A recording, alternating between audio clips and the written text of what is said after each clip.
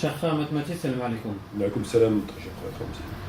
Nous allons aborder, si tu veux bien, la question du jour du jeudi. J'aimerais te poser un certain nombre de questions. Donc j'aimerais que tu sois très précis dans tes réponses parce que c'est un sujet qui est très important pour nombre de musulmans. Pourquoi j'ai l'habitude de ne pas être précis dans mes réponses?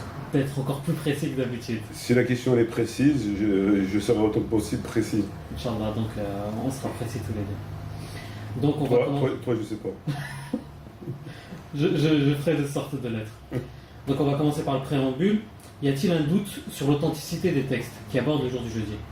Donc, a'oudhu billahi minash shaitanir rajim, bismillahir rahmanir rahim, wassalatu wassalamu ala sayyidina Muhammadin wa ala alihi wa ashabihi ajma'in, wassalamu alaykum wa rahmatullahi wa barakatuh. Le salam à tous nos frères et sœurs qui nous écoutent et le bonsoir aux éventuels musulmans, aux non-musulmans qui nous écouteraient. Donc, ta question était... Y a-t-il un doute sur l'authenticité des textes Quel texte qui abordent du jour du jeudi? Alors, il faudrait rappeler à ceux qui nous écoutent, c'est quoi cette histoire de jeudi. Alors, je te laisserai le soin, si ça ne te dérange pas, de rappeler, parce que c'est toi qui poses les questions. Donc, oui, très bien. En fait, c'est avant la mort du prophète, alayhi salam, le prophète, dans sa chambre, avait entouré d'un certain nombre de compagnons, a demandé de quoi écrire pour écrire un écrit qui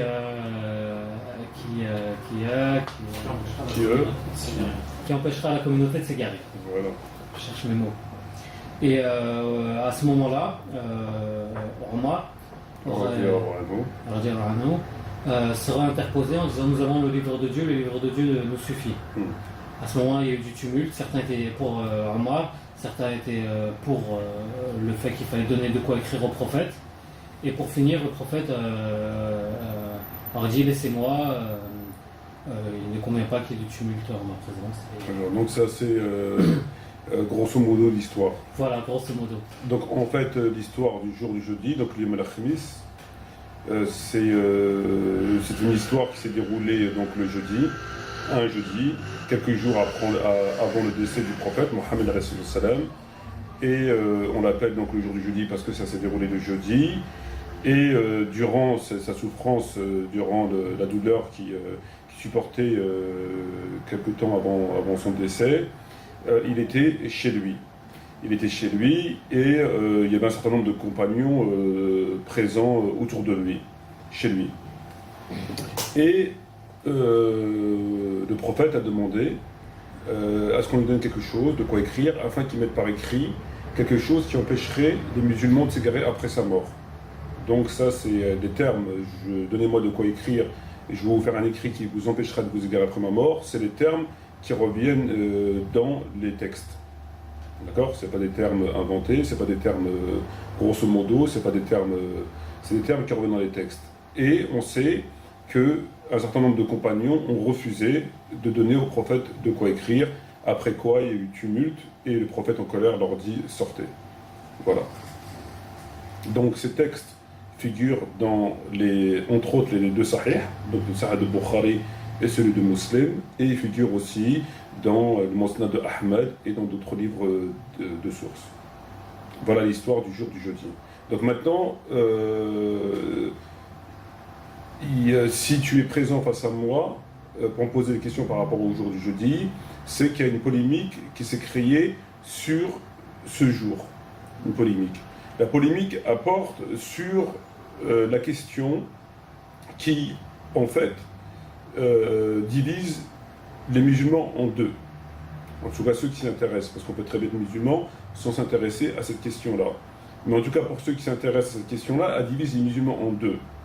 D'un côté, il y a ceux qui qui estiment à la lecture de ce fait, il n'y a rien d'anormal, il n'y a rien de pas normal, il n'y a rien d'étrange, il n'y a rien qui s'est passé. Donc c'est la position des musulmans sunnites, entre guillemets sunnites, et plus particulièrement des salafis.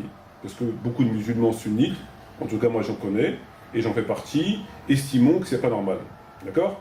Mais ceux qui défendent de façon offensive, de façon ferme cette position, c'est entre autres les salafis, qui estiment que tout est normal, qu'il n'y a rien d'étrange. À l'opposé des chiites, lesquels, à travers ce fait historique, disent, voilà, c'est très grave ce qui s'est passé, on a empêché le prophète d'écrire, ce qui est très grave, et il voulait désigner l'imam Ali pour sa succession, etc. Donc voilà ce qui se passe par rapport à... En fait, voilà pourquoi la polémique est née. Donc d'un côté ceux qui disent qu'il n'y avait rien, et de l'autre côté ceux qui disent que c'est très grave. D'accord. Mais il n'y a pas de doute sur l'authenticité de ces textes. Alors, sur l'authenticité de ces textes, il n'y a absolument aucun doute. Ibn Taymiyyah lui-même reconnaît ce récit comme étant parfaitement authentique. Il n'y a absolument aucun doute. Très bien. Par rapport à ces textes, quels sont les éléments constants et quels sont les éléments qui varient selon les variantes, enfin selon les différents récits? Alors, il y a un certain nombre de variantes. Elles ne sont pas énormes, mais il y a un certain nombre de variantes. Nous, ce qui va nous intéresser dans ce face-à-face, c'est des éléments constants, afin qu'on puisse après réfléchir sur ces éléments-là. Les éléments constants, c'est les éléments qui reviennent dans tous les textes. C'est-à-dire là où on ne peut pas mettre de point d'interrogation. Les éléments constants qui reviennent à la lecture des textes, c'est que ce jour s'est passé un jeudi, donc il n'y a pas de doute sur ça, que le prophète était quelques jours avant sa mort, qu'il a souhaité écrire. Alors on ne sait pas si on l'a fait comprendre de façon tacite, et de toute façon c'est pas très important.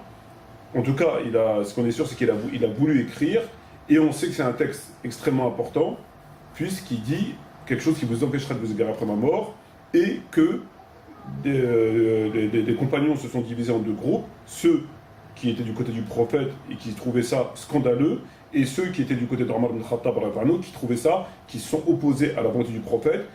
Et les textes mettent de façon pour ainsi dire constante, que c'est Omar ibn Khattab qui s'est opposé. En tout cas, si c'est pas lui qui s'est opposé, ça serait des gens. C'est une éventualité qui à la lecture des récits est extrêmement peu probable, car la majorité des textes et la majorité des éléments mettent en avant, mettent en évidence, démontrent que c'est Omar ibn Khattab qui s'est interposé. Quoi qu'il en soit, même si on retirait cette affirmation, il resterait que c'est lui, et là-dessus tout le monde est d'accord, qui a prononcé la phrase « Nous avons le livre de Dieu, nous suffit. Anna kitab Allah yakfi ». Voilà. Ok. D'où vient le terme Razia Kul Razia? Alors Razia Kul Razia, donc Razia veut dire catastrophe, malheur, etc., vient de la bouche d'Ibn Abbas, qui s'est exclamé ainsi suite à l'événement. Il a dit Razia Kul Razia, donc la catastrophe, le malheur, toute la catastrophe, tout le malheur vient du fait, donc il dit qu'on a empêché le prophète, qu'on s'est interposé à la volonté du prophète. Et c'est des propos, Ibn Abbas avait environ 15 ans ce jour-là, et c'est des propos que Ibn Abbas aurait tenus bien après, c'est-à-dire pas le jour même, mais bien après. Très bien. Donc on oppose à ces faits un certain nombre d'arguments auxquels j'aimerais que tu répondes. Je vais essayer. Inch'Allah. Donc la première c'est, parle-moi l'expression, mais l'enquête de personnalité d'Omar, normalement, enfin pas normalement, le mettrait au-dessus de tout soupçon concernant un quelconque mauvaise foi ou une mauvaise volonté, une mauvaise intention lors de ce fait-là. Qu'est-ce que tu en penses? Alors, il est sûr que l'enquête de personnalité, si on peut appeler ça comme ça, vis-à-vis d'Omar ibn Khattab, démontre à travers les textes de Bukhari Muslim que c'était un compagnon, et un des premiers compagnons, enfin des deux premiers plans en tout cas, et ils mettent en avant un certain nombre de qualités. D'accord? Néanmoins, la logique, la lucidité veut que le profil d'Omar ibn Khattab ne peut en aucun cas annuler le fait. Le profil peut avoir un effet sur la question, c'est incontestable. Néanmoins, il ne peut en aucun cas annuler le récit. Ça ne peut pas annuler le récit. On ne peut pas prendre l'enquête de personnalité, faire un portrait de Omar de cette façon-là, et à partir de là, nous dire ce texte, donc il n'y a rien à voir, et hop, on l'écarte. C'est pas possible. Donc on prend en considération le portrait et les qualités. Néanmoins, on est obligé aussi d'étudier l'affaire du jour du jeudi pour voir ce qui en ressort. Oui, mais ça nous permet quand même d'orienter l'analyse. C'est quand même lui qu'on appelle Al-Faruq. Il a quelquefois précédé la révélation. Ali radiallahu anhu, a dit de lui, il est le meilleur de cette communauté. Les meilleurs de cette communauté sont Omar et Abu Bakr. Donc ça nous permet d'orienter l'analyse de ce fait-là vers quelque chose de plus positif. Comme je viens de te le dire, on prend en considération le profil, mais ça ne peut pas, en aucun cas, annuler ce fait-là. Ça ne peut pas l'annuler. L'enquête, le profil ne peut pas annuler. Alors maintenant, par rapport au hadith qui concerne Omar ibn Khattab, ils sont présents. Néanmoins, l'authenticité de ces hadiths ne sont pas avérés. Exemple, lorsque on dit qu'on attribue à l'imam Ali le fait qu'il aurait dit que le meilleur de cette communauté sont Abu Bakr et Omar. C'est un hadith qui existe dans, entre autres, le Musnad d'Ahmed ibn Hanbal. Très bien. Néanmoins, lorsque tu lis ce même Musnad, tu trouveras des récits qui rentrent en contradiction avec ce récit. Exemple, pour faire court et simple, je crois que c'était Abu Bakr qui est rentré chez le prophète. Il a entendu Aïcha se disputer avec le prophète en lui disant « Je sais que celui que tu aimes le plus est Ali ». Et d'autres récits, il en existe plein. Il en existe plein dans le Musnad, et il en existe aussi dans Bukhari. Par exemple, on sait que dans le Sahih de Bukhari, il est dit que le prophète aurait dit à l'imam Ali « Tu es pour moi ce que était Aaron pour Moïse, sauf qu'après moi, il n'y aura plus de prophète. » Quand tu étudies ce texte qui est dans le Bukhari, si ma mémoire est bonne, ça veut dire quoi? Est-ce que il y a plus proche du prophète qu'Aaron, de Moïse qu'Aaron? Non, il n'y a pas. On est d'accord? On est d'accord. Il n'y a pas de plus proche. Aaron était prophète, alayhi salam, et il n'y a pas de plus proche vis-à-vis de ça. Donc c'est un exemple. Ça ne veut pas dire que le texte est faux. Ça veut dire tout simplement qu'on ne peut pas prendre un texte dans un musnad sans le mettre en opposition, en confrontation à l'étude pour voir s'il n'est pas contredit et en quoi il est contredit. On ne peut pas. D'accord? Sinon, c'est la foire. Et c'est ce qui se passe malheureusement. Donc ce texte-là, dont je ne dis pas qu'il n'est pas authentique ou il est authentique, peu importe, en tout cas, à la lecture des Sahih, à la lecture de plein de livres, c'est parce qu'il manque des recueils, il est contredit. À partir de là, c'est une question combien on suspend. Suspend ne veut pas dire ceci ou cela, je veux dire tout simplement suspend, ce n'est pas un fait établi, avéré, sur lequel on peut s'appuyer pour commencer à faire un ijtihad en l'état. D'accord. Abu Bakr était déjà désigné comme successeur, il me semble, dans Bukhari. Et donc, le prophète ne pouvait désigner Ali comme les chiites l'affirment ou l'avancent. Alors, effectivement, par rapport à la question du jour du jeudi, les chiites prétendent que le prophète voulait désigner Ali. Donc, les sunnites, enfin une partie des sunnites, disent que c'est pas possible, que d'après la lecture de Bukhari, le prophète aurait déjà désigné Abu Bakr à travers des textes qui sont bien dans Bukhari. Donc c'est pas possible. Or, encore une fois, cette façon de lire les livres n'est pas sérieuse. Pourquoi? Ce récit il est contredit par le même Bukhari. Exemple, lorsque Omar ibn Khattab il a été poignardé, au moment où il fallait qu'il désigne un successeur, il a dit « Je peux ne pas désigner de successeur comme le prophète l'a fait. » Donc, Omar, d'après Bukhari, il dit que le prophète n'a désigné personne. C'est un texte dans Bukhari. Il y en a d'autres.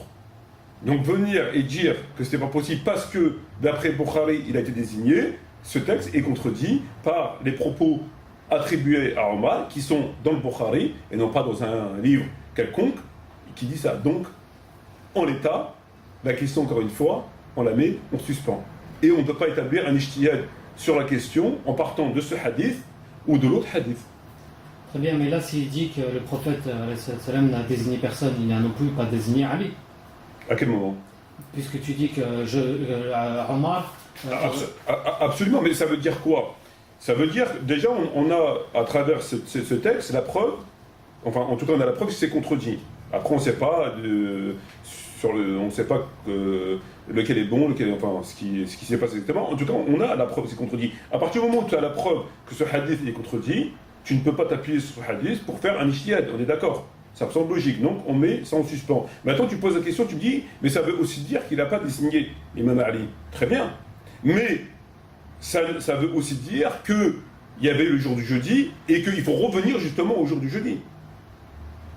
Le fait que tu me dises que, mais oui, mais ça prouve qu'il n'a pas désigné, mais le jour du jeudi, il n'y a personne qui a dit que c'était une désignation. À aucun moment, le prophète a dit Ali. À aucun moment, il a dit ça. Maintenant, justement, par rapport à cette question, en l'état des choses, en l'état des événements, des récits, il nous appartient d'essayer de voir ce qui s'est passé. Mais personne n'a dit qu'il a désigné.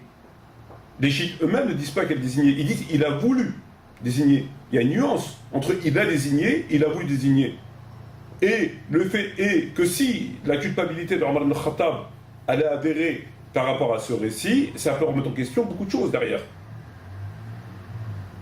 Donc c'est pour ça qu'il faut revenir sur le sujet et de constater que les récits qu'on nous oppose par rapport à ce que tu m'as dit entre autres sont contredits dans leur propre recueil, sont contredits. Donc à partir du moment où c'est contredit, il faut qu'ils reprennent leurs livres, qu'ils les épluchent, qu'ils les lisent un peu mieux, avec un peu plus de logique, un peu plus de discernement et un peu plus d'impartialité, pour voir là où ils se contredisent et ce qui me ressort. Mais là, en l'état, c'est nul et non avenu. Très bien. Lors de ce fait, qui est intervenu? Il y a des versions où il est écrit « ils dirent » et d'autres « interrogez-le ». Alors, il existe effectivement des variantes par rapport au récit, mais il n'existe pas de variante sur le fait que c'est bien Omar ibn Khattab qui a dit « Inna kitab Allah yakfi ». On a le livre de Dieu, le livre de Dieu suffit. Ça, il n'y a pas de variante sur cette question-là, c'est bien ses propos.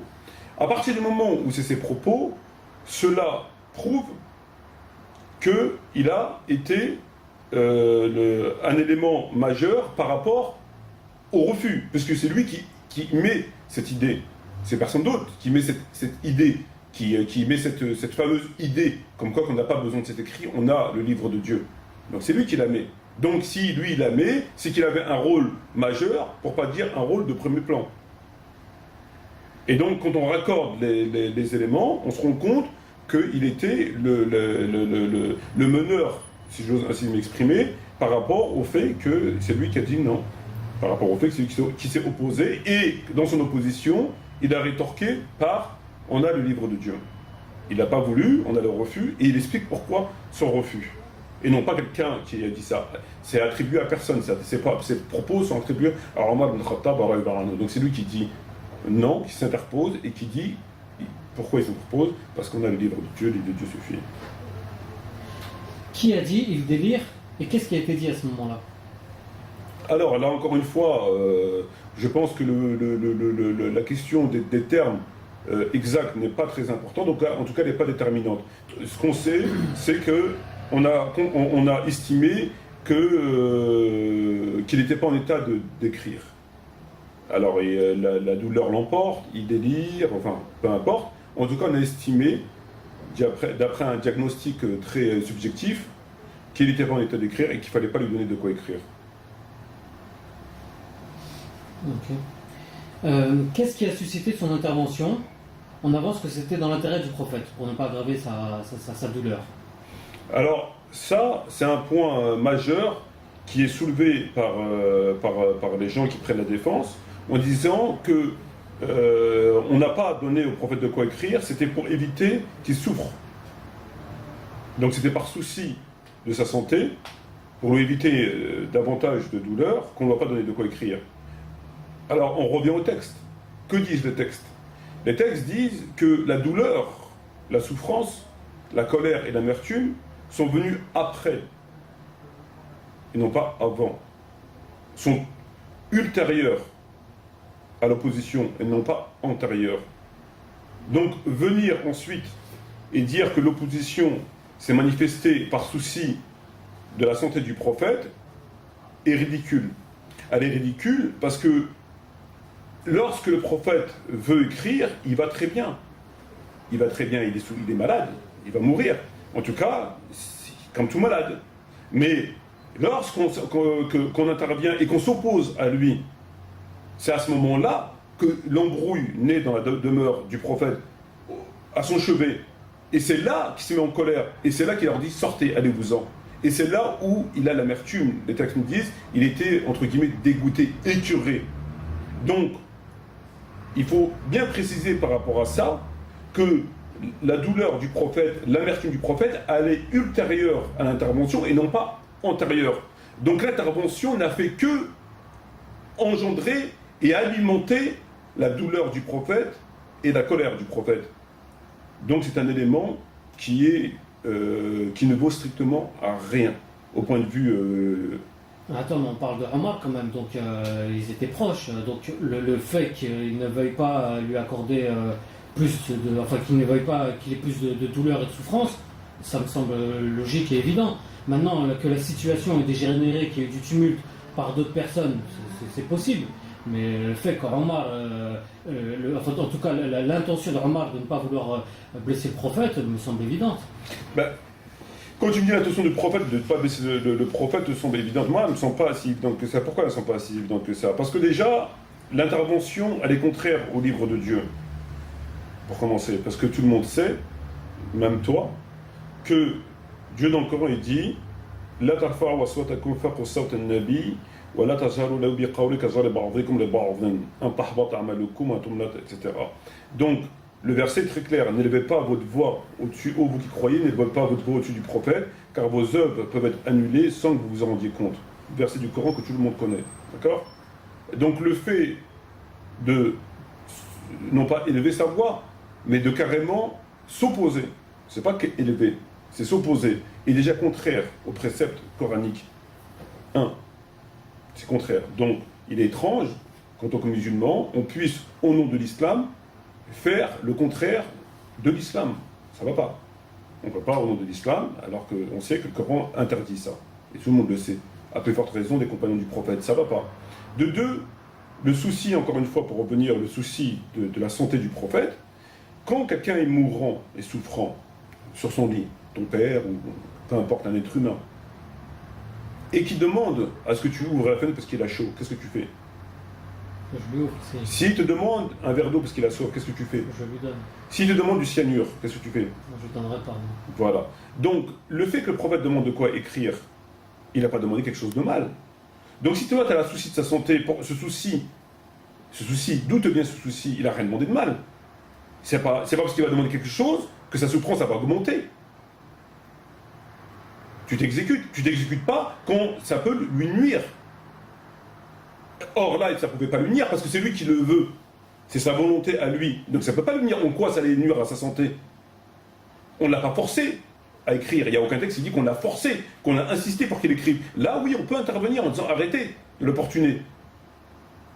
Mais ce n'est pas le cas. Donc, tout le monde sait quand il y a un mourant qui demande à ce qu'on ouvre la fenêtre, qu'on lui donne un verre d'eau, etc. On s'exécute à part si sa demande peut être dangereuse pour sa santé. Or, ce n'est pas le cas. Demander de quoi écrire n'est pas dangereux pour sa santé. Donc, logiquement, on s'exécute. Donc, c'est contraire au Coran.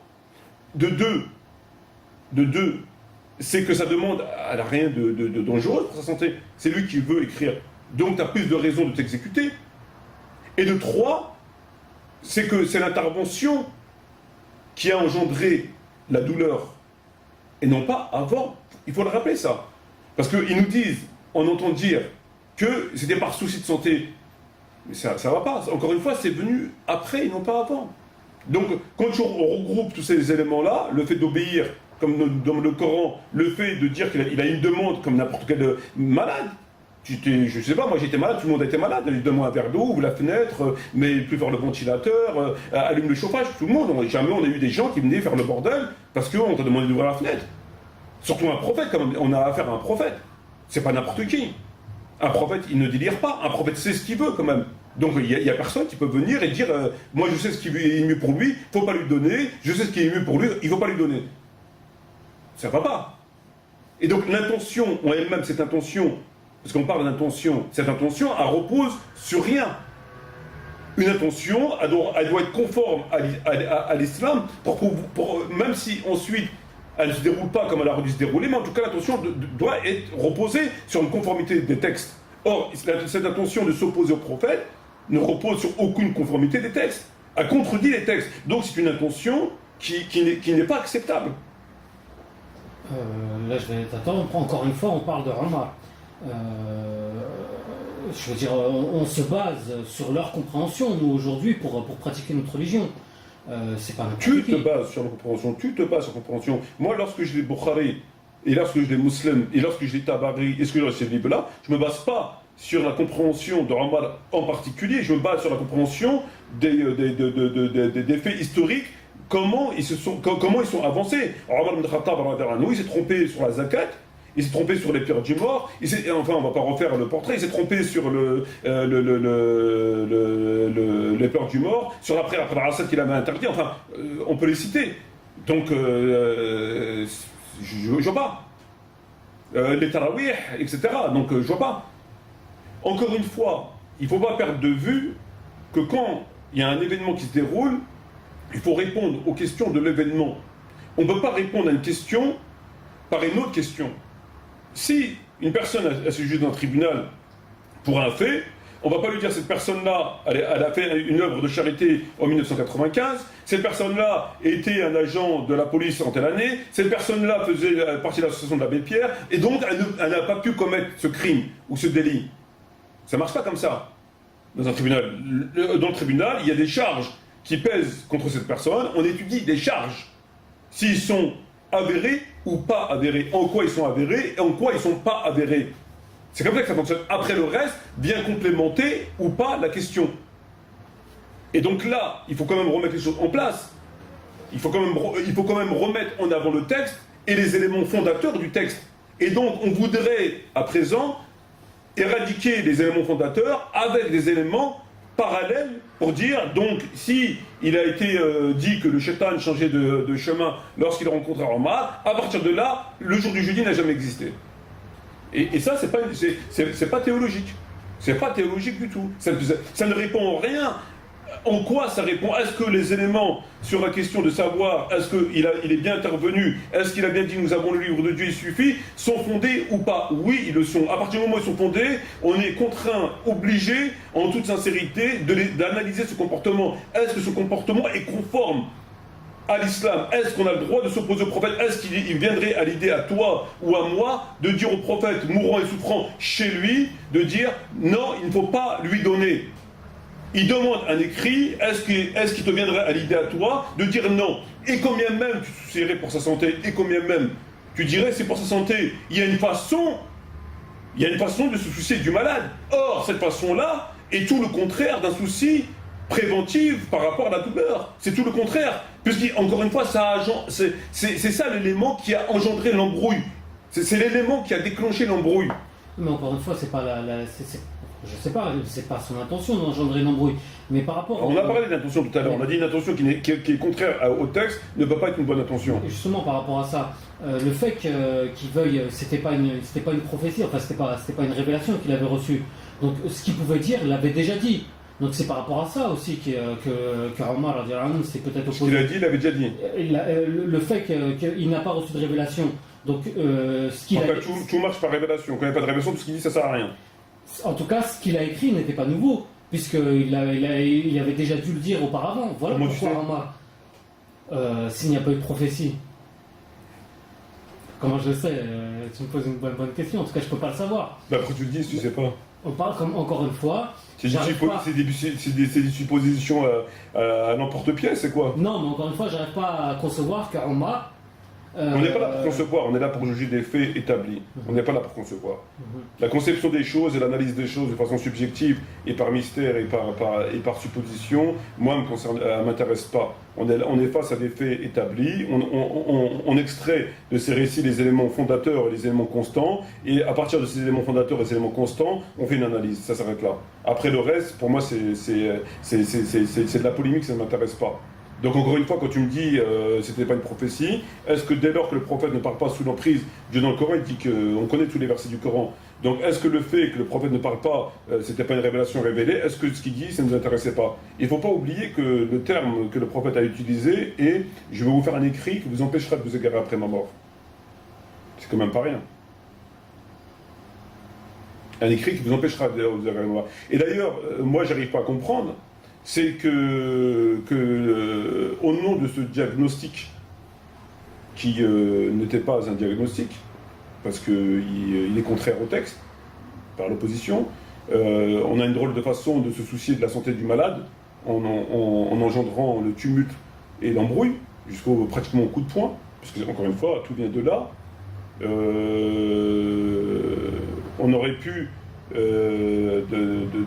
demander au prophète de lui parler gentiment.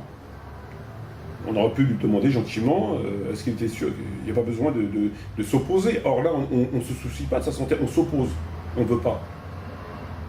On n'en a pas dit, oui d'accord, on va les donner, mais on s'oppose, on ne veut pas. C'est une opposition radicale. Tout le contraire d'un souci de santé. C'est tout le contraire d'un souci de santé. On s'oppose à lui. On s'oppose complètement à lui. Donc, encore une fois, ça ne va pas. Encore une fois, ça ne va pas du tout. Et encore une fois, par rapport à ça, c'est qu'on constate que Omar ibn Khattab savait mieux que le prophète ce dont les musulmans avaient besoin. Puisqu'il dit on a le livre de Dieu suffit. Donc il n'est pas venu sur le terrain médical, il est venu sur le terrain théologique. Il n'a pas dit ceci, cela, il a dit nous on sait ce qu'on n'a pas besoin. Donc il s'est opposé au prophète sur le terrain théologique. Comme s'il savait mieux que le prophète, ce que les musulmans avaient besoin. Est-ce que là encore, on va dire que c'est par une bonne intention? Maintenant, les gens savent mieux que ce que le prophète... Là, à ce moment-là, il savait mieux que le prophète ce que les musulmans avaient besoin. Il a dit, on a le Coran, on n'a pas besoin de ça. On a le Coran, le livre de Dieu suffit. Donc, il savait mieux que le prophète ce que les musulmans avaient besoin. Est-ce que c'est encore défendable? L'analyse, enfin je veux dire... je sais pas, tu es présent pour essayer Oserais-tu me dire encore oui? En fait, il avance l'argument comme du Coran, il n'a pas avancé son argument ou je ne sais quoi, il a quand même dit nous avons le livre de Dieu nous suffit. Donc on n'a pas besoin de Sunna. La Sunna, il la connaissait mieux quiconque. Non, il n'a pas dit on a, il a dit on a le Coran, ça suffit. Le reste, on n'a pas besoin. Ça comprend tout ce qui n'est pas dans le Coran.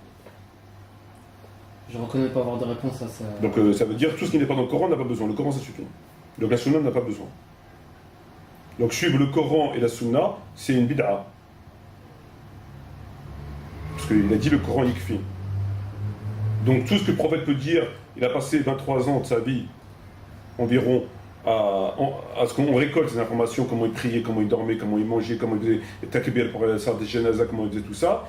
On a aujourd'hui ce qui nous apprennent, comment il faisait salat.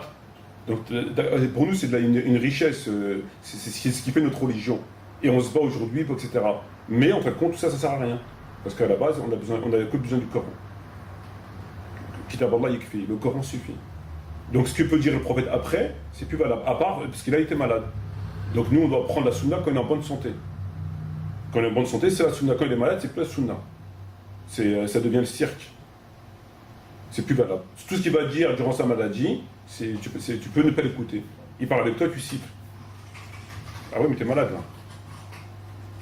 C'est où tu prends la sunna, à partir du moment où tu le reconnais, tu fais la shahada, jusqu'à ces derniers mots de son existence, ou alors tu ne prends pas la sunna. Donc qu'est-ce qui a motivé l'intervention d'Omar si ce n'est pas la volonté de préserver le prophète? Qu'est-ce qui a motivé l'intervention d'Omar? Tu me poses cette question à moi. Moi, je ne suis pas là pour donner des réponses. J'essaie de répondre à des questions qui sont sans polémique et sans hypothèses farfelues.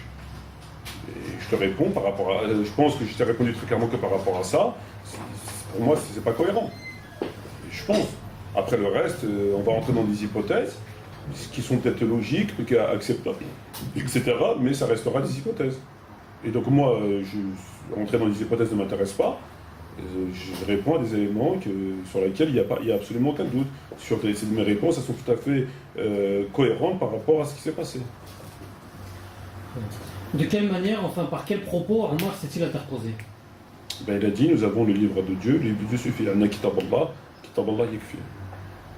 Ce sont les propos que tous les textes attribuent à Omar ibn Khattab, à Radi Allah anhu, tous sans exception. J'aimerais savoir combien était-il dans la pièce? Nul ne le sait. On sait qu'il y avait un certain nombre de personnes, et nul ne le sait. D'accord. Et qu'ont fait les autres compagnons? Les compagnons sont divisés en deux groupes. Une partie qui a dit, mais offusqué, donner au prophète de quoi écrire, et une autre partie qui était du parti de Omar ibn Khattab, ils ont dit non, il ne faut pas les donner. Ali, qui était dans la pièce, ne s'est pas interposé. Et par la suite, il n'a mis aucun reproche à Omar. N'est-ce pas une preuve qu'il ne s'est rien passé d'anormal? Mais si ça suffit pour annuler tout ce qui a été dit, c'est un petit peu pas juste.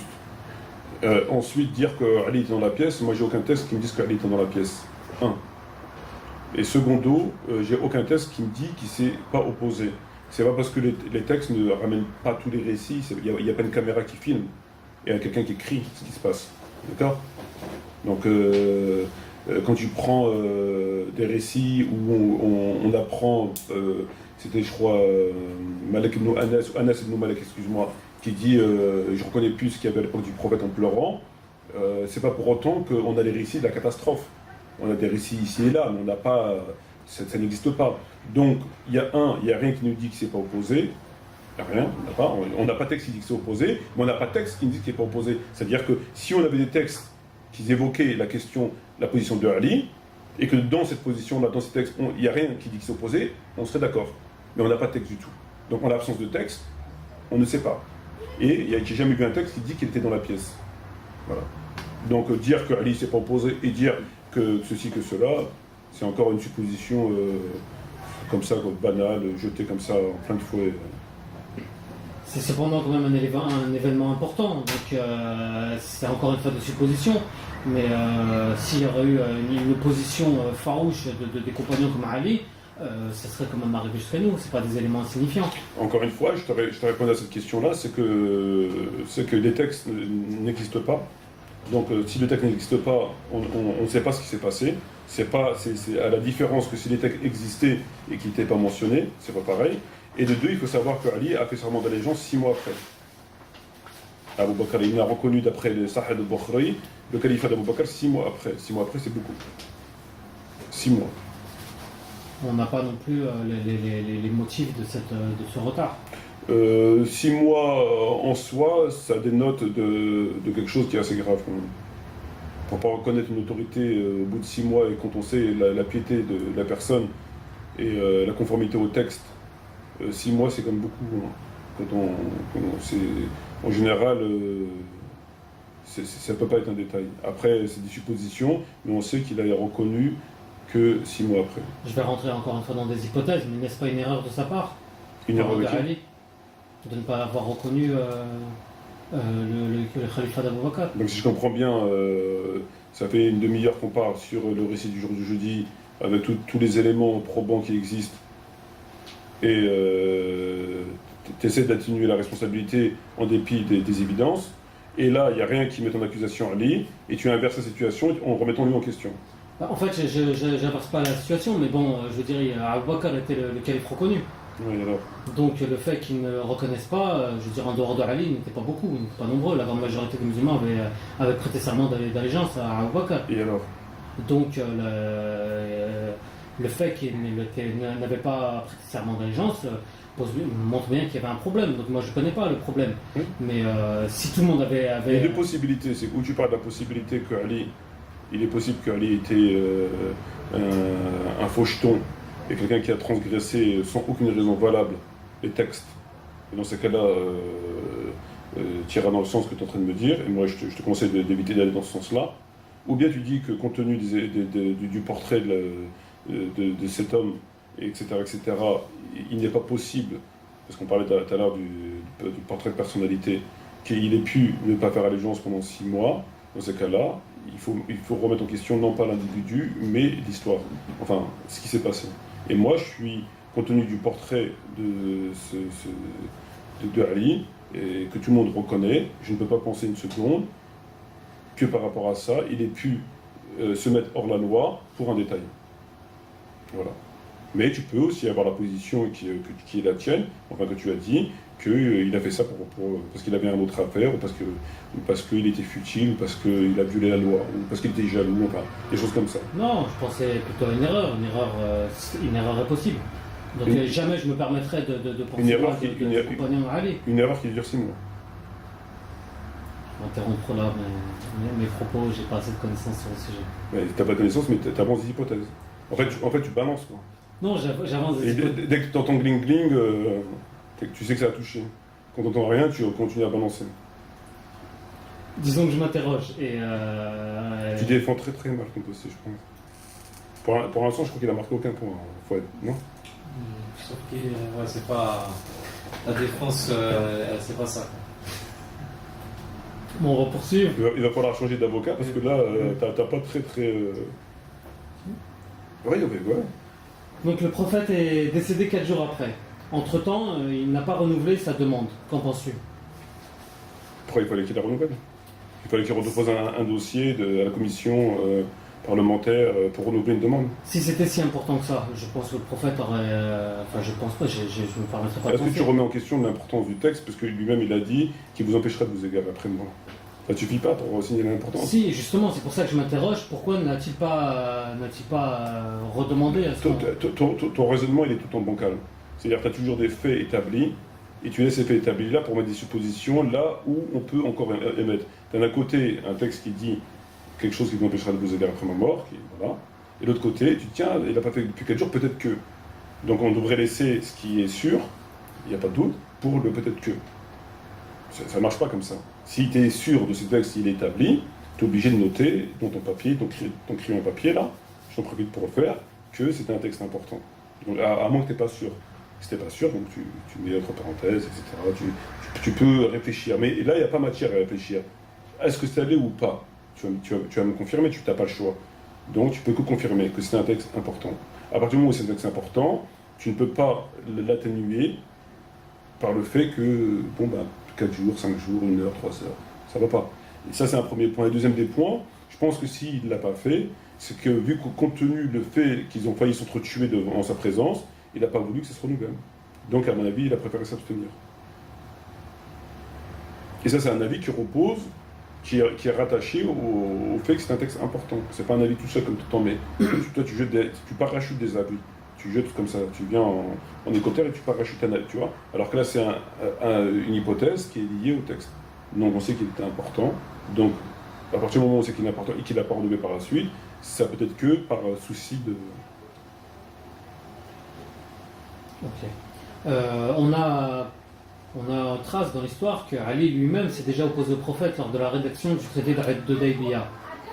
N'est-ce pas un élément qui nous montre que parfois les compagnons se sont opposés au prophète?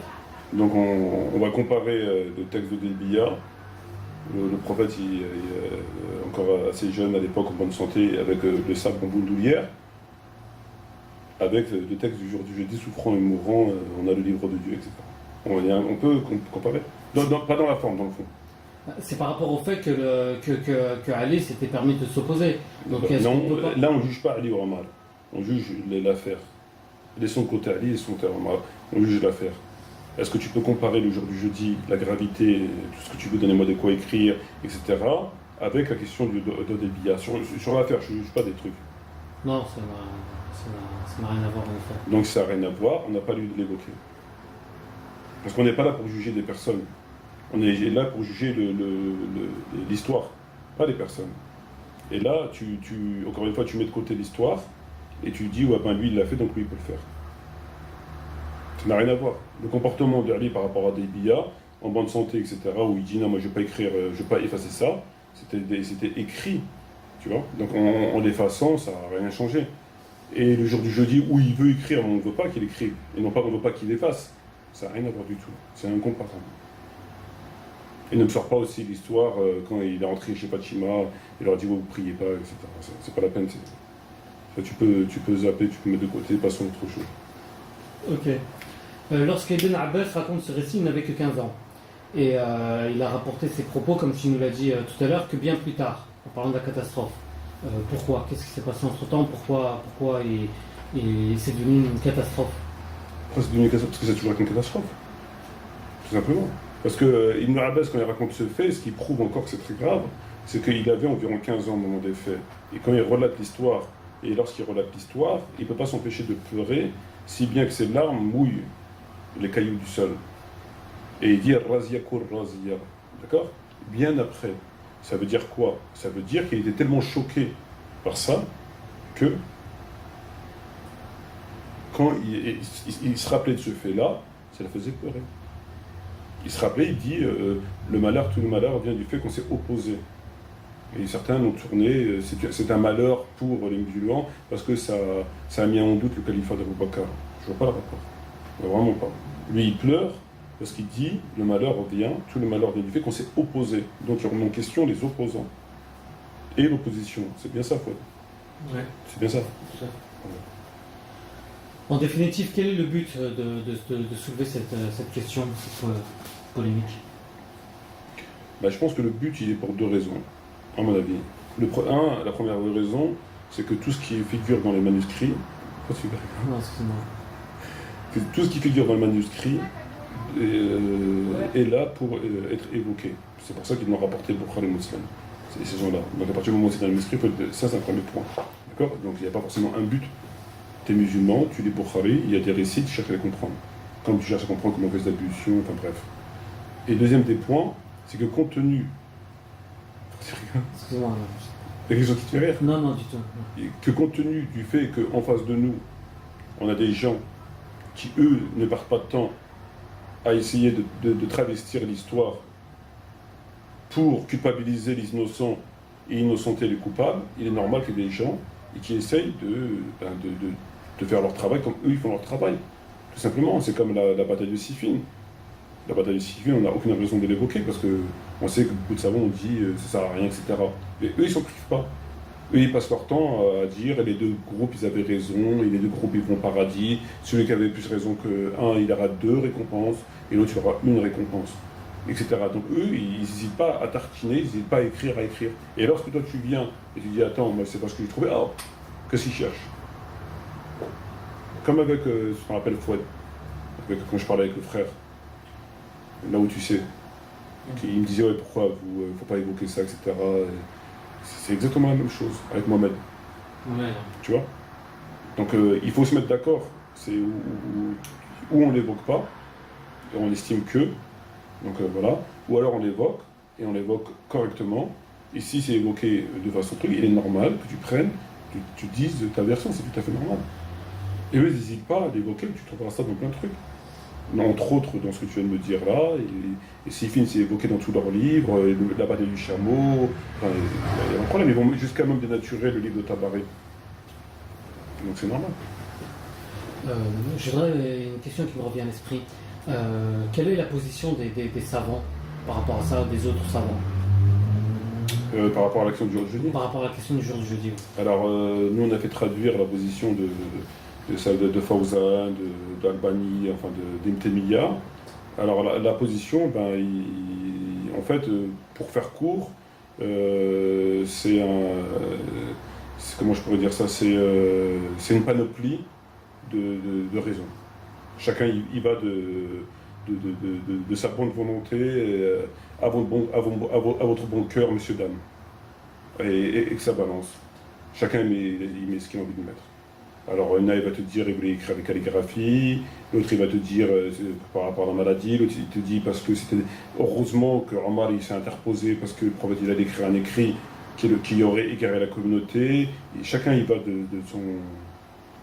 de sa plume. Voilà. Et tout repose sur le n'importe quoi. L'essentiel, c'est que ça va pas dans le sens où le vrai sens. Voilà, c'est ça l'essentiel. L'essentiel, en fait, la ligne le principe, c'est que tu peux tout dire à partir du moment où tu ne donnes pas tort à Omar. Et là, tu as feu vert, ta carte blanche, je te signe un document. Et là, tu peux mettre ce que tu veux dedans. Tu et ils vont tous de leur, je dis, des calligraphies, on fait le portrait, donc si le portrait était comme ça, donc c'est pas possible. Enfin bref, Ali aussi, il a refusé. Tout. Ça dépend toi et ton imagination. Une question d'imagination. Mais ça n'a rien de rationnel, ça n'a rien de juste, ça n'a rien d'équitable, rien. Voilà. Et on l'a traduit, on en a déjà parlé antérieurement, etc. On en a déjà parlé à plusieurs reprises. L'essentiel, c'est qu'il ne faut pas que tu donnes raison au prophète, que tu ne confirmes pas qu'il fallait lui donner, et que tu ne donnes pas raison à ceux qui étaient du côté du prophète. Voilà, c'est tout. À partir du moment où tu vas pas dans ce sens-là, ben, ils vont estimer que voilà. Très bien. T'as pas d'autres questions, t'as pas d'autres hypothèses. Non, je pense que suppositions. non, ça ira pour non. les suppositions et pour les Je hypothèses. sais pas, t'es pas convaincu, il y a des. En fait, c'est dur de remettre en question ce que tu dis. Moi, je te dis franchement, j'ai juste du mal à me dire qu'Omar aurait pu s'opposer au prophète, c'est Oui. tout. Mais bon, en effet, les arguments que tu me poses sont imparables, mais j'ai quand même un peu de mal. Voilà. C'est peut-être que ton esprit il est bridé par le sectarisme. Si tu enlevais le sectarisme, admettons on enlève Omar, on dit que c'était, on va dire qui? On dit que c'était Mustapha. Alors, en changeant l'histoire. Alors il y avait le prophète qui était malade, etc. Il a dit donnez-moi de quoi écrire. À ce moment-là, Mustapha ben Mahmouda a dit non. Qu'est-ce que tu penses? Pourquoi il s'y oppose, c'est clair. Moi je dis attrapez-le et coupez-lui la tête à Mustapha. Oui. C'est vrai. Non, c'est clair. Ouais. Admettons c'était Mustapha. Mhm. Que tu penses quoi? Beaucoup de mal. Je penserais beaucoup de mal. Voilà. Mais je me dis que Mustapha, il sait pas ce qu'il fait. Voilà. Il faut juste changer les noms, il faut juste tout. L'affaire, c'est la même affaire. C'est-à-dire que on trouve un cadavre, on trouve une tête coupée, on trouve tout ça. D'un côté, c'est rien, et de l'autre côté, c'est un crime. C'est une question de... Il faut juste changer le titre. C'est tout. Et ça change tout le reste de l'histoire, après. On passe d'un film d'horreur à un dessin animé. Il faut juste changer le titre. C'est fort. C'est puissant, le sectarisme. À quel point ça peut aveugler, à quel point ça peut changer les images. Avec le sectarisme, tu fais passer un chameau pour une gazelle pour un éléphant. C'est fort quand même. La preuve, tu changes de nom, toute ta vision elle est changée. Avec exactement les mêmes récits. Il faut juste changer le nom. C'est tout. Voilà. C'est sectarisme. Les éléments qui viennent prendre en contradiction l'évidence sont nuls, ils n'ont à venir et ils sont basés absolument sur rien. Absolument sur rien, sauf sur un souci de préserver une idéologie, un sectarisme, un dogme, c'est tout. Ils reposent que sur ça. Tu les prends un par un, ils reposent sur rien. Absolument sur rien. Rien. De façon objective, ça repose strictement sur rien. Voilà. Et surtout quand j'entends que c'était par souci de préserver la santé du prophète, alors qu'il était très bien avant ça. Et que tout provient de cette manifestation d'opposants. Toute la douleur est née à partir de cette opposition. Donc comment peut-il venir nous dire ensuite, comment peuvent-ils venir nous dire ensuite que c'était par un souci de santé? Tu reprends le texte, tu verras que c'était bien, c'était cool dans la pièce, c'était tranquille. Et tout a commencé à partir de ce non.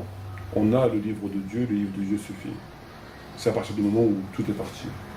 Voilà, donc c'est une drôle de façon de se soucier de la santé d'un mourant. Voilà, moi j'ai pas vu beaucoup de gens, j'ai pas rencontré beaucoup de morts, Dieu merci, mais j'ai vu des gens agonir, entre autres mon père. J'ai jamais vu des gens s'opposer comme ça à la volonté d'un souffrant, à part s'il demande du cyanure. Donnez-moi du cyanure. Là oui, tu peux avoir un médecin. Tu vas voir n'importe quel médecin, tu sors maintenant, tu vas voir un médecin, tu dis voilà, tu vas voir ce qu'il va te dire. Quand tu as quelqu'un qui souffre dans un lit d'hôpital, tiens, on va faire intervenir un non-musulman. David, je te permets de venir ici 2 secondes. S'il te plaît. Là, on a une personne qui est ni chiite, ni sunnite, ni rien du tout. Tu fais attention de ne pas te mettre de pied dans la caméra pour pas qu'elle bouge. Tu te mets juste à côté du frère Ramzi. Je vais te demander ton avis. Et alors, tu t'appelles David? Oui. Est-ce que tu es musulman? Non, du tout. Du tout. Est-ce que tu es chiite? Non plus. Tu es sunnite? Je pense pas. Voilà, donc tu n'es pas musulman, tu ne peux pas ni l'un ni l'autre. Je te raconte une histoire très brève, et tu me dis qu'est-ce que tu en penses. D'accord? On a une histoire où le prophète, il est mourant, il est souffrant, et il demande à ce qu'on lui donne de quoi écrire, afin qu'il mette par écrit un document qui permettra à sa communauté de ne pas s'égarer après sa mort. À ce moment-là, on a un certain nombre de personnes qui s'opposent à sa volonté, et qui disent non, c'est pas la peine, on a le Coran, ça suffit, etc. etc. Bon. Et ensuite, par rapport à ça, on vient nous dire que c'était dans l'intérêt du souffrant, parce qu'il souffrait, etc. C'était dans son intérêt. Qu'est-ce que tu penses de ça? Je dirais. Sachant que tu as affaire à un prophète, hein, quelqu'un qui reçoit la révélation, qui est en contact avec Dieu et avec ses anges. Je dirais que dès le départ, déjà ils étaient contre lui. C'est-à-dire qu'ils adhéraient pas forcément à ce qu'il a pu dire tout au long de sa vie. C'est encore plus grave. Mais est-ce que David, est-ce que tu estimes recevable l'idée qui veut que c'est par souci de sa santé qu'on s'interpose, qu'on s'oppose à sa volonté et qu'on crée un bordel chez lui? Parce que dans toutes les religions, en général, on ne s'oppose pas à ce que demande quelqu'un sur son lit de mort. La plus forte raison, un prophète. Voilà. Et tu penses que c'est une façon de prendre... D'où les testaments, la volonté du mourant. Voilà. Donc David nous est en train de nous dire qu'on ne s'oppose pas à la volonté d'un mourant, parce que sinon, entre autres, on ne pourra pas avoir son testament si on s'oppose à lui. Mais est-ce que tu penses que c'est une façon de se soucier de la santé du malade lorsqu'on s'interpose et qu'on crée une embrouille? Alors que le malade est très bien avant ça, il n'y a pas de problème. Pas du tout, ça peut l'enfoncer dans sa maladie. Et voilà. Et c'est ce qui s'est passé, ça l'a enfoncé dans sa maladie, parce que quand tu lis les textes en arabe, il y a écrit Ram al-Rasoul. Ram al-Rasoul après l'événement. Le Rumma, c'est comme l'amertume. Donc à cause de ça, il avait l'amertume, il était écœuré, dégoûté. Encore une fois, et pour terminer, on va terminer là-dessus, tout repose, la souffrance vient ultérieurement après l'intervention, et non antérieurement. Donc les responsables de la souffrance du prophète sont ceux qui se sont opposés à sa volonté. C'est eux les responsables de la souffrance. Et non pas ce qu'on veut nous faire croire, eux qui sont souciés de sa santé. La souffrance est née quand on s'est opposé à lui. Avant ça, il était souffrant comme n'importe quel malade, j'ai dit 1000 fois, et il n'y avait pas de problème. Et là où il a commencé à s'énerver, etc., c'est qu'on s'est opposé à lui. Donc alors qu'on arrête de nous dire qu'on s'est opposé à lui par souci de sa santé. C'est n'importe quoi. Et j'invite tous les gens à lire les textes, et ils verront que tout vient après. Donc on peut parler comme ça pendant des heures, mais il n'y a aucun élément qui tient la route. On ne se soucie pas de cette façon-là, il y a d'autres moyens de se soucier, on est chez lui, enfin on peut en sortir des dizaines. C'est un prophète, il ne savait pas mieux que lui ce que la communauté avait besoin, bref, voilà. Et après venir avec des éléments qu'Ali, il était dans la pièce, mais il n'a rien dit, mais il a reconnu, blablabla, c'est des éléments dont on ne connaît rien avec exactitude, et qui d'une façon ou d'une autre ne peuvent pas remettre en question le récit. Ils ne peuvent pas remettre en question le récit. Tu ne peux pas prouver des choses qui sont nettement établies en ramenant des hypothèses qui sont plus ou moins claires, en disant voilà, donc il a fait les choses, donc c'est ça nul, il n'y a rien, etc., etc. La défense par rapport à ça, et t'es la défense par rapport à ça, et moi je suis l'accusation, la défense n'a rien à dire. Rien, quand tu prends le fait un par un, tu n'as rien à dire. Si, tu as une seule chose à dire. Une seule, c'est que c'était Omar. Voilà, c'est tout. Et Omar est lié au sectarisme. Lorsque Omar se trompe, il ne se trompe pas. Lorsque Omar a fait une bid'a, il n'a jamais fait de bid'a. Lorsque Omar ibn Khattab a ajouté telle chose, etc., il n'a jamais fait ça. Jamais. Parce que c'est Omar. Donc c'est l'histoire de sectarisme. Par contre, un autre, il peut se tromper, il peut être, voilà, ce que tu voudras. Donc, le seul élément que tu avances, concrètement le seul, c'est que c'est Omar. Donc à partir de là, voilà, c'est le seul. Et cet élément-là, malheureusement, il n'est pas suffisant pour remettre en question l'évidence. Malheureusement.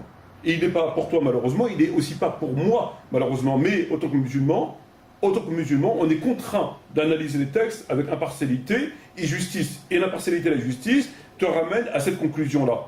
C'est tout, c'est comme ça. Et si tu n'arrives pas à cette conclusion-là, c'est que tu ne lis pas les textes avec impartialité et justice, tu les lis avec sectarisme, et donc, par conséquent, ta lecture, elle est erronée. Voilà, c'est tout. Sur ce, merci beaucoup. C'est moi qui te remercie et après bientôt Inch'Allah. Shukran jaziren et j'espère à la prochaine. Et merci aux frères et aux sœurs qui nous ont écoutés. Et j'espère bientôt, Inch'Allah. Salam alaikum wa rahmatullahi wa barakatuh.